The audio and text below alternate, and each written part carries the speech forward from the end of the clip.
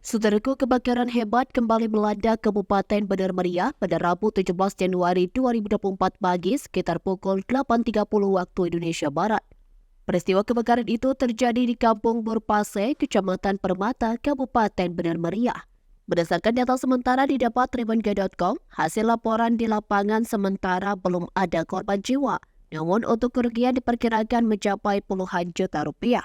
Camat BPBD Benar Meriah Safriyadi saat dikonfirmasi membenarkan terkait peristiwa kebakaran hebat tersebut. Pihaknya menerjunkan 4 unit armada damkar untuk memadamkan api yang membakar rumah warga tersebut. Kemudian Kapolsek Permata itu Taufik Kurniawan mengatakan, untuk sementara yang terdeteksi jumlah rumah yang terbakar itu berjumlah 4 unit. Dari Benar Meriah, Bustami, Tribun Gayo.